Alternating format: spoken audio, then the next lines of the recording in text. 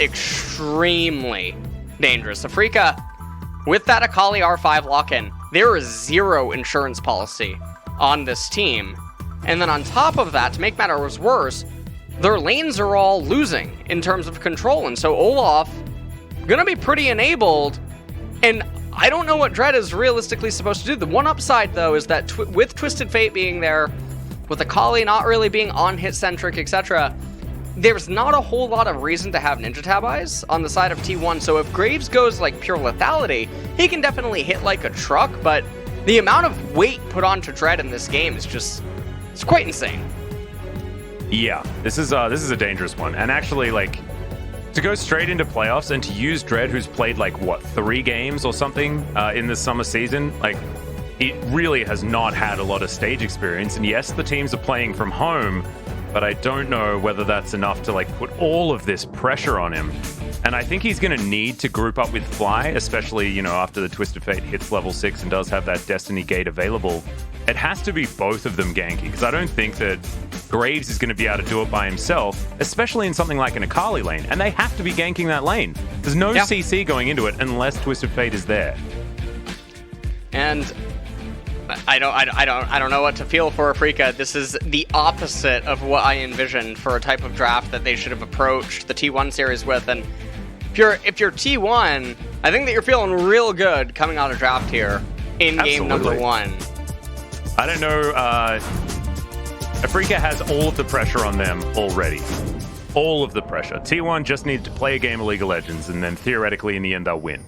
That's what it looks like to me. And I know it's weird saying that about an Olaf composition, but if Afreeca just goes even, then Teddy's going to be gigantic. Clozer's going to be able to find those picks that he's looking for. And Canna, I think this is one of the premier Lucian top games, unless something goes absolutely catastrophic in the early game and Kiin's able to outplay him. But it's relying on outplay, and I don't think you should ever draft like that. Yeah. Not really sure what Afreeca's thinking. Perhaps what they're imagining on R5 is that, well, the way that the draft is lining up in mid, jungle, and bot lane, if Kiin doesn't have some sort of heavy influencing pick, they might think that they just lose anyway, but Malphite can be pretty influencing in this kind of a game. Yeah. Against T1, but he didn't opt into it, didn't try to go for any sort of the tanks, and so we'll see what he can try to do here. But really, the ball is in Canna's court. And if he's on his game, this should be really, really hard. And already, Canna has won that one game on Lucian, but it was a very, very convincing one. And we've seen the Lucian just find so much more popularity. Yes, there's been a whole bunch of buffs, but he's been played this whole season, right? For better or for worse. And so a lot of players have a lot of experience with this particular pick. And I'm frightened for Kiin. But Kiin has done crazy things in the past. This guy has let us down, but he's also made us believe in the past as well. And if Kiin's feeling it, having a first win on the Akali top here in a matchup that can be very, very tough would definitely help with the Afreeca's momentum. So, look, sometimes you got to throw a gauntlet. Like, this is a haymaker draft. And if they win, it's going to say a lot for how the rest of this is going to go. Yep. We'll see what is going to happen. It looks like Olaf is just going to go for the full clear. Kiin already getting bullied. Now, one of the things I'm worried about, though, is Canna is doing the classic. The push 2 into do nothing. And so this wave's going to crash. No, Atlas. It's over. Oh, that's a... I thought he was walking around the corner. Oh, I was waiting for the cheetah. This is pretty good for Kiin. He's going to feel pretty happy with this having happened. He's going to get poked a little bit on the cannon wave, but it's still a much better line that he ever could have hoped for, especially with his Graves having opted for the path that he did. You can see Olaf, I mean, he's full clear Philip right now, as he's finishing his golem camp. And with Teddy and Effort having the control down in bottom that they do, Cuzz should be able to pick up the right side Scuttle Crab. And Canna just continuing to try to just keep Kiin underneath the turret. Yeah, we can see as well that Dread's trying to go for the full clear at the same time, but he is a camp behind, both of them going towards opposing Rift Scuttlers, as Kiin is very, very close to dying. And he's not going to take that backflip. That is not one that you want, as this is absolutely what we expected, right? Dread's going to come in now, see whether he can actually affect something, as he will get tagged by the red buff. Minion wave comes in, but a little bit too late here, as Canna's going to have to play around it. Does so quite nicely. Piercing Light comes in, and now Dread's finding the way through, but being Graves and fighting in a minion wave is just the most tilting thing ever. Yeah. But I mean, he does what he came here to do. He gave Kiin actually a free reset. And so this is a pretty big blunder. And we knew that this was a line that could end up happening based on how Canna played waves 2 and 3, and then chose to still stick around for wave 4, even though he wasn't accomplishing anything. And his Olaf on the other side of the map was full clearing, going to get bottom Scuttle Crab, and they must know that Graves is inevitably pathing to top lane. So even though he's still up in CS, this is not the ideal line that Canna would have envisioned for himself. No, absolutely not. He's going to go home. He'll head back up with a 7 CS advantage. Both top laners teleporting back up there. But we've got double cloth armor now, and the closer Kiin gets to that Seeker's Arm Guard, the happier he's going to be. Instead, Ben finds a bit of damage there onto Effort, who just eclipses most of it. He will be fine. Canna with the double Doran's Blade. Exactly what we were expecting, trying to dominate this lane as much as he possibly can. But now if a gank comes in, of course, Canna didn't use his flash, so he's not exactly worried about a gank too much. But if a gank is successful now, that's when this lane can go absolutely haywire. Yeah. And, I mean, what's happening here at this point is bottom lane is slow pushing back into Leona and Caitlyn, and Olaf is lined up really well to actually get a gank off. And this is a very damning timing for Afreeca, because Misfortune doesn't have teleport. So if Olaf comes down into bottom and actually gets a successful gank off, it doesn't even necessarily need to kill Mystic and Ben. This wave can indefinitely freeze him. This is the timing for it. And look at Graves. He's ending up on the opposite side of the map. And I am really surprised that Olaf doesn't just actually run into the lane, because even making MF and Nautilus back off here and just miss the entire cannon wave is a massive victory. But T1 shoving, and I'm scratching my head, Atlas. Yeah, they're shoving, and they just saw the Graves, and instead Cuzz is like, nah, I need a Cloud Drake. So he's going to go for that one. Great double up there from Mystic. As it's so strange that Mystic has gone for the Misfortune into our last remaining Misfortune player in Teddy. I don't know whether that actually means anything. Of course, we did once upon a time have everyone playing Misfortune, but Teddy was the last one that really was picking it these last couple of patches.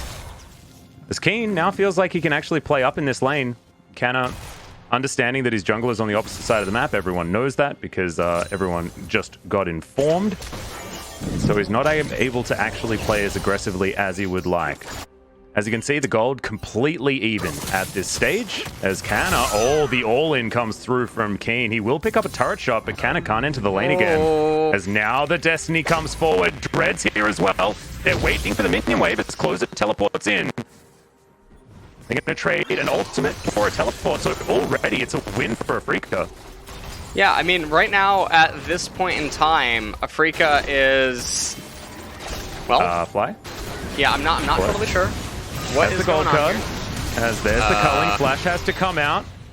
Red Smite picked up. Absolutely confused about what was going on here as Dread down very, very low. First blood will come through for the Olaf now as Kiin getting chased down. Fly will eventually come back, but Kiin gets into the Shroud and will be able to flash himself out. But that was a brain fade from Afreeca, if ever I've seen one. Yeah, Afreeca seemed really lost on what they wanted to do right there, and Clozer and Cuzz just able to help salvage that situation, and now maybe even a cannon minion's actually just going to go into the void here.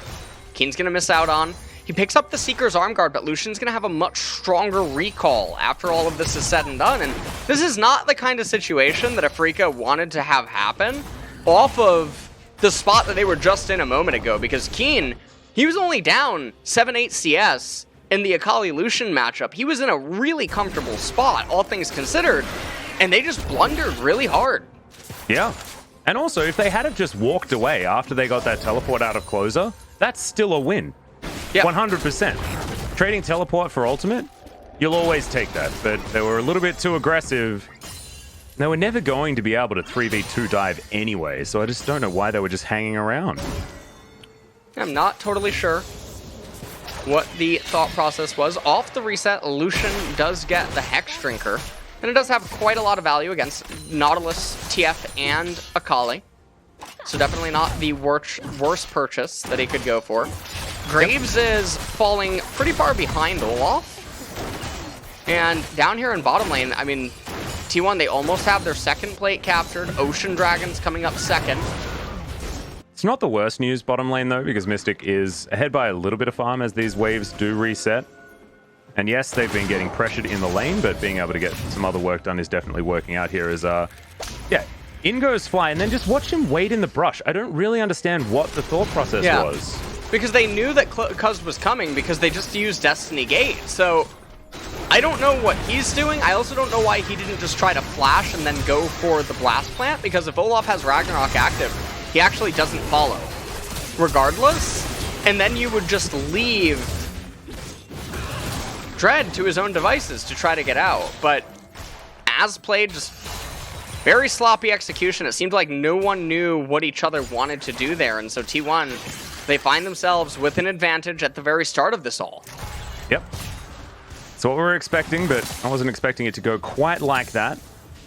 There's Kiin up here trying to deny this last plate, or at least this second plate, as the culling is going to tag him. Kiin will survive for the minute. I believe the plate was picked up. Yeah, I believe the plate was indeed consumed. We can see that it was 3. Lucian was certainly in proximity. Yep. To end up getting that. You can see Kiin almost back to about 60% HP, so Lucian definitely not going to have lethal anymore with the mana that he has available right now. And you can see Dread is around here, maybe wanting to plop down this Rift Herald. Destiny is available on Fly, so perhaps they'll try to go for some sort of a shove, but Dread just looking lost yet again. Yeah, and again, I think if he had to just plop down Shelly, it could have been fine just to add a bit of extra pressure as Destiny comes in. They're going to try it again. Fly's going to turn up behind the turret. They have the minion wave this time as they're looking for the stun onto Canna. He's got no mana, and I have a feeling he's just dead. Fly's going to grab that kill, and if at first you don't succeed, try again. Yep. They get a kill onto him. It does come at the cost of an entire minion wave in mid, and you can see Ben rotating here. T1's not going to get a turret plate. If they did, the gold and the EXP from the minion wave plus the turret plate would almost actually neutralize the Lucian death, because Canna got the whole wave prior to dying. So it's not like he was missing out on too much. So all of these things, they do sort of have to be juggled in. Ocean Dragon's live right now, but this gets real scary for Afreeca. Nice cancel by Ben. Yeah, Ben is going to get the flash, and so gets the blast cone out. Fly going to dodge some undertows here as T1 are prioritizing the Ocean Drake more than anything else here this game. Graves doesn't have very much longer on this Rift Herald, as I believe Afreeca will give this one up. And Dread needs to put this Herald down. Oh, it's just so surprising that he didn't chuck it top lane, because I feel like getting Kiin ahead is going to be a huge priority here for this team. As Bubble's going to connect, but well-placed minion wave there for Fly. It's going to mean that at least that extra damage is not going to be procced, despite getting hit by that next bubble as Dread comes on over. I believe understood exactly where Canna was. He's going back now. Now he's going to hop in. He needs to use this Rift Herald. I have absolutely no idea what it is that Dread is. Dread, he should probably try to recall. Watch the axe accidentally just... No, okay, it's not even... Yeah, right. Okay. All right. Hops on over. There's the Rift Herald. So finally, he's at least utilized that one. It was about to run out. So we did see one expire just the other day, so I was a little bit worried. Let's see whether Shelly can actually get some damage here, as she's already had her eye poked out. They don't get a charge. This is an absolute disaster. Backflip comes through, and Shelly is going to charge on down. Give a couple of plates over to Kiin and to Dread. So, all right. No harm, no foul. Well, gold score almost evened up here between these two teams. And Canna is actually down in EXP to Kiin right now, which obviously is not a comfortable position to be in. Yep, definitely so far.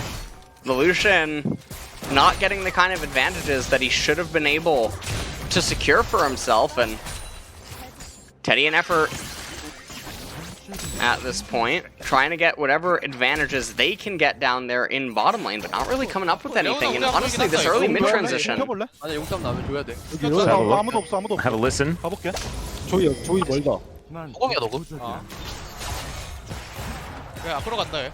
야 라인 지운다 이거. 그냥 줄 생각하는 거예요. 나이스. 이거 미드 피 좀 가야겠다. 탑에 전령 깔래 이제. All right. When we come back into live here, T1 now with 2 dragons, Mountain coming up next. And that's a pretty big dragon for them, given that a couple of their champions will get resistances. Obviously, Olaf, Leona. Lucian already has the Hex Drinker. He's probably going to end up picking up Merc Treads as well, I would imagine. Yep, definitely very valuable against the double AP over the side of Afreeca. And he's actually going for the Blade of the Ruin King build here on Lucian, which I actually find to be really surprising. We saw in the LEC, the Muramana Essence Reaver build used by Fnatic. Yep. It scales a lot better than the Blade of the Ruin King. And in solo queue, if you try it, your teammates are probably going to grief you, because the Muramana needs a lot of time to stack up. It needs to transition. Whereas Blade of the Ruin King, it's very oppressive in laning phase, with all the lifesteal, the Build-Order Cutlass active, the Blade of the Ruin King active, and etc.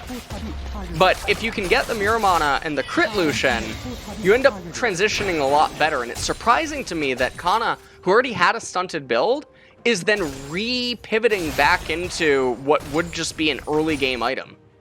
Yeah.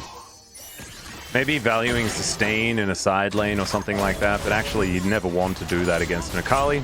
She's either killing you or she's not, and so you may as well try and kill her right back. Sort of the way I think about it.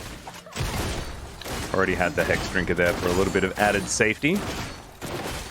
But we'll see what Canna's going to be able to do as we get towards a bit more of a mid-game transition here at 15 minutes into the game. A few plates went over to both sides, but as you can see, turret apiece, as we had a couple of those lane swaps, and bot lane was taken by Afreeca, top lane by T1. And as it stands, it is a very small gold advantage going over to T1 at this stage of the game. And 50 seconds until that Mountain Dragon's going to come up. I'm not sure if Canna... Now, he does have double Doran's Blade in his inventory. And so he does have the ability to sell some items to get some gold. He's really close to that Blade of the Ruin King, and it would be pretty big for the Mountain Dragon fight. Yeah, but it seems like he doesn't have it even after that wave. Yeah, both him and Kiin looking for that pivotal item completion, and both of them being made out of Build-Order Cutlass, which is interesting. Yeah. Of course, Hextech Gunblade, Akali's favorite item in the universe. Thankfully, that didn't change after she had her rework. Meant that we didn't have to relearn exactly what Akali liked. But is just so important for her to get.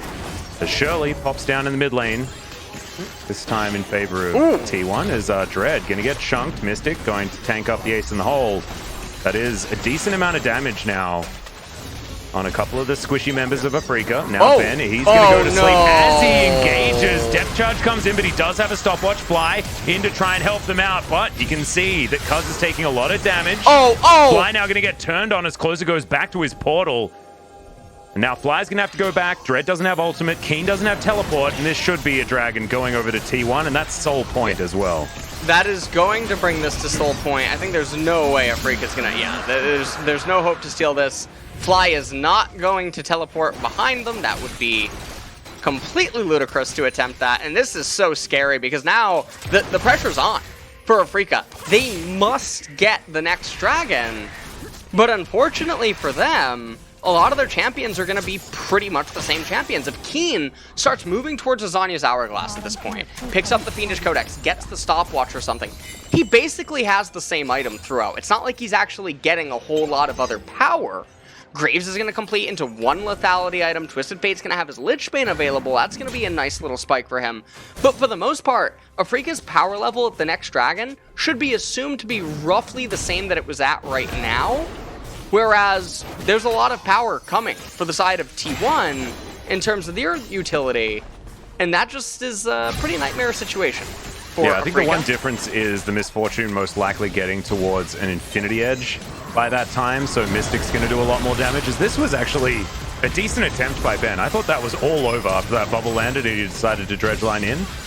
But he tried to help that one out, but then standing on the trap by Fly was a disaster. And that was what led to T1 being able to control everything. Well, we come back down here into bottom lane. Kiin's just going to try to shove in waves, do whatever he can. You see a Black Cleaver on Graves, so... Oh no! That's a thing. And what I would like to direct your attention to, Atlas, is all of the armor on the side of T1. Yeah, there's a chain vest. Graves' AP teammates. You see the chain vest and the ninja tabi and the cloth armor. You need to get through it. Perfect. Yeah. All right. I can't. I mean, lost sight over here. I really do wonder, actually, if Dread is anticipating the opponents to get Mountain Soul, and that's his reasoning for picking up the Black Cleaver, given that they're going to have 12% amplified armor. But that realistically, I mean... It's not really going to help, but that could be the thinking. That could be it. I can understand the theory, you know?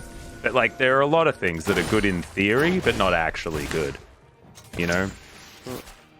Boris is definitely here. He's unleashed. Yeah. He often is. 2.5 minutes. He's not affecting Fly too much. Fly with his Lichbane already completed. Let's see what he's going to go for. Item number 3 might just be the Zhonya's, as he does have to deal with a lot of physical damage this game. And also being able to stopwatch the bubble, definitely a good move. As Clozer is in the side lane at the moment. You can see Fly, he's going back home. We'll see what he's actually able to pick up. That Rod of Ages is stacked now. Or at least will be when he's back on the Rift. Yeah. And Caitlyn, really close to the Infinity Edge. We would assume that Fly or Mystic is as well. They are very, very close in the CS department, and Afreeca does have a couple more turrets, so even though Misfortune doesn't have the BF sword, the gold in the inventory, it probably is there. So Clozer right now just playing ping pong with the waves. Yeah, gets the cannon quite nicely. Jonah Strong is somewhere, smiling to himself as another ace in the hole comes in. Good sidestep there from Mystic as Ben finds a dredge line onto the Olaf, but Canna's going to jump in, and that is a very dead Nautilus. Fly jumps down, but Ragnarok's going to die. Everything is Teddy. That was a very weird move. Flashing on forward, trying to get the extra headshot, but isn't actually able to complete the kill onto Mystic. He's out of the fight, however, as there's collateral damage, not enough to get rid of effort. I believe just out of range. As I believe that was the play that Deft was going for in the 1v1 that we saw him in a couple of weeks ago or a week ago. And this time Teddy was able to actually make it work. For trying to get that extra damage just wasn't quite enough. Yeah, and I mean, this fight is pretty interesting because you get the Flash and the Cleanse out of the Misfortune as well as the Ignite out of the Nautilus. And yes, it comes at the expense of some of the summoners on the side of T1. But T1 is the slow-moving Ballista. That's what their team composition is, and they're way less reliant on Flash and repositioning compared to Afreeca. And so, for these summoners to be down at Mountain Soul is pretty scary. Yeah. Ben at least has his Flash back available again, so he's not likely to get caught out like that, but... You're right, Mystic not having his summoner spells is just really, really sad for Afreeca, who have managed to at least get into position for this streak. This Fly comes over. Ragnarok available again on the Olaf. They don't really want to focus him as he's very tanky. But does pop the Ragnarok there. And Ben's just going to tank up an ace in the hole that he really didn't want to. Especially without the Aftershock as Bubble comes down. Kiin in flank position now. Yeah. As Afreeca, they are going to start this one up, and let's see whether they can actually take it down before T1 gets in here. Shuriken backflip, not going to allow Kiin in as the bubble is going to miss. And it is going to be the Drake, secured by Afreeca. T1 just a little bit slow, weren't able to stop that one from happening. But I don't think they're in too much of a rush as the bubble connects onto Mystic, but unable to actually get any paddle stars there. As Kiin wants to actually find Canna here, but just going to take a lot of poke damage. Oh no, Fly. little bit of sloppy Stormraiser. footwork there as, yeah, Kiin into his shroud, into the brush. Dread able to get away from Clozer. And now T1 are trying to jump in. Flash comes out. Oh, no. Steps back forward, now has to flash out. Zenith Blade going to connect. There's the ultimate out of Kiin. He wants to try and get Clozer. They do manage to find him as Bullet Time gets so much value. And now Fly's going to jump on forward. Wild Cards doing a lot of work here as well. Dread is going to get a double kill before he falls down. But now Cuzz is the last man standing. I don't know how they did it, but Afreeca have destroyed T1 in this team fight. And now Kiin's hopping mad and will be able to help complete the ace. And Kiin, he's going to end up recalling right now, probably teleport back in to get the Baron away from T1. Let's take a look at how it all transpired. Taking a look at a replay from a little while ago. Yeah, we went back in time a little bit there. And you can see Teddy trying to get the animation cancels off onto Mystic to get that damage down. But even if he ends up killing Mystic there, it doesn't change that Mystic would be there for the Dragon fight. We take a look at how this transpires. Teddy eventually gets into range, he gets the slow off onto the Twisted Fate. Kiin flashes out of the ultimate. Canna was being very reserved with the culling. Bubble lands onto Nautilus, but he got away. Kiin gets in there, does so much damage with his ultimate. Fly's able to reposition with Destiny Gate, throws the gold card and the wild cards, tags Teddy, Graves the ricochet off the wall. And Afreeca end up managing to outdance T1 here. And now with the Baron, things get scary. They really do. And Baron buff at 24 minutes is no joke as well. It's going to be hard for T1 to be able to get through these waves. As let's see what the power play is going to look like at the end of this one, because already it's a 4,000 gold lead for Afreeca. And I'm just really impressed by how they managed to actually make that fight work, because their composition isn't very good at all of these all-ins, right? And Ben tanks all of that damage, all of that CC, manages to escape, and then the bullet time positioning was outstanding from Mystic. And remember, he was a misfortune without any summoner spells. It's really hard for him to be able to actually be useful with that ultimate, because he has to stand still. He has to make sure that he's very safe, and they just bided their time. Very impressive out of Afreeca, and it took a lot of patience to be able to make that one work as effectively as it did. Looking to the future, though, I mean, T1 still have the comp that they have, right? And we'll see whether they are going to make it work as this game continues to go on. It is by no means over yet. I feel like the really scary thing, if you're a T1 fan and you're watching this right now, is Boris's children are being paid through college. You take a look at Lucian. He's going into Black Cleaver as his next item. And Zoe picked up an Oblivion Orb. Even though there was already magic resistance on the enemy team, they're probably going to start picking it up eventually for Zoe, or they're going to get utility items or more Mountain Drakes, etc. So Clozer a little bit all over the place with his itemization as well. His inventory is a little bit stuck. Fiendish Codex, Seeker's Arm Guard, and the Oblivion Orb. Caitlyn's at 3 items, but I really feel like as this game continues to go on, Teddy's the only driving force. Olaf, he's going to be the same champion right now at 26 minutes that he's going to be at 37 minutes. He's never changing at this point. And all of his camps are essentially his teammates if they're ever in position to get them. And all of a sudden, Afreeca, 6,000 gold lead. It shouldn't have happened like this. This should have been an easy soul point game for T1, but they just really botched the ball in mid-game. And now with 23 seconds until the Baron buff wears out, it should be Afreeca putting enough pressure in all of these lanes to guarantee themselves this second Mountain Drake that they can pick up. And that's only going to continue to make this game more difficult for T1, because Mountain Drakes, I think, have similar value for both sides, right? There are a lot of squishies on both sides of the rift, but, you know, Nautilus is going to be much harder to get through. Even Graves with his passive is far more tanky than a lot of people give him credit for. And so the Mountain Drakes are going to be helpful, plus double Zhonya's certainly helping out there. Dread does have his Ghost Blade completed, as well as now the Black Cleaver that we were mentioning before. Is Kiin gets his Gunblade down onto Cuzz. Decent amount of damage there, as there's the ace in the hole. Teleport to come forward from Canna. All 5 members grouped. This is the really tragic thing here, though. Right, oh, man. Dredge line. Ben's going to disengage. Oh, my God. Okay, we're going for the full Messiah play effort.